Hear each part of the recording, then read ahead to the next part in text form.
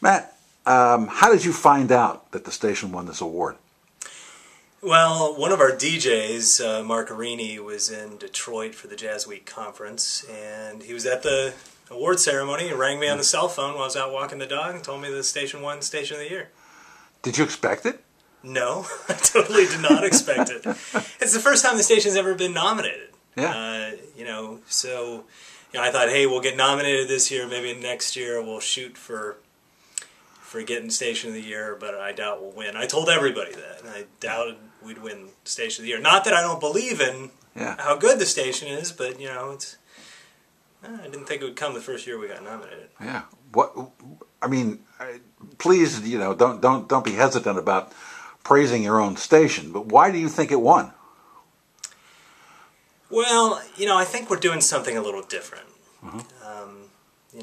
We really look at the diverse sound of jazz, the whole compendium, the history of jazz, as progressive, forward-thinking music. And that doesn't mean we can't play traditional forms or archaic forms of jazz on the air, or even the classic Blue Note and Prestige stuff. But we mix all that in with, I guess what you'd call a more edgy sound to some degree on KMHD. We don't leave things out of the story intentionally when we're playing them on the air.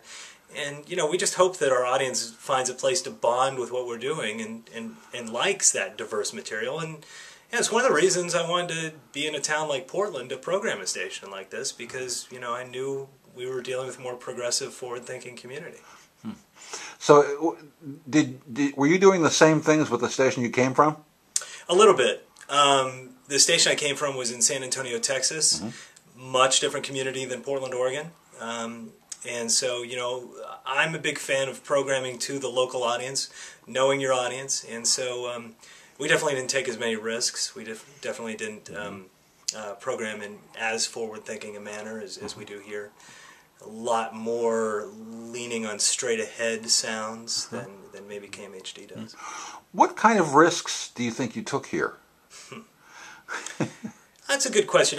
One of the things we did is we said we're going to lean more on new jazz, what's happening now in the jazz community. Mm-hmm. So much of jazz, I'm afraid, since the 80s has been concerned with fitting it into a neat little box. Mm-hmm.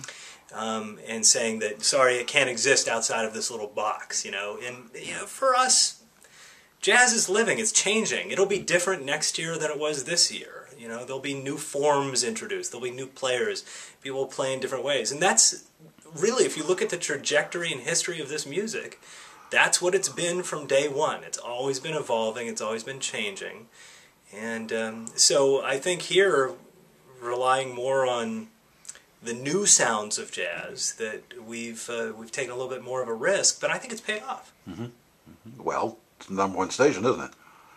Yeah, you could say that. You walked into a. I can say this because I've been here for a long time.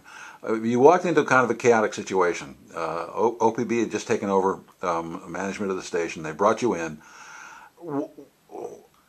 Was it daunting? Well, it was a lot of work. In the beginning. Uh-huh.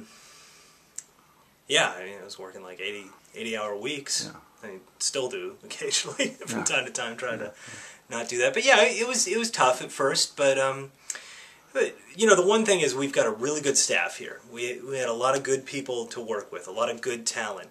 And in the beginning, the first year, what I really aimed for was focusing on fundamentals of broadcasting. Developing a devised pattern by how we talk to the audience, developing program structures, philosophies, parameters by which to program. And doing this thing where we have a defined sound during the day, but then we break out that sound in the evenings and weekends into the subgenres that we explore in jazz. And what we do for the audience is allow you to make the bond with the sounds you like, and hopefully we have a specialty show on in the evenings and weekends that you can make an even closer connection with. For example, if you're a big fan of Brazilian jazz, you'll want to tune into the Bom Dia or Bossa Nova show on Saturday mornings. Or if you're a big fan of vocal jazz, you've got Divaville on Saturdays or Wednesday nights. If you're a big fan of the blues, we've got the blues shows on Wednesdays and Fridays to listen to. And so, I mean, but during the day on KMHD, what we do is we really deliver all those different sounds in a mix that I hope is compelling and that people tune into.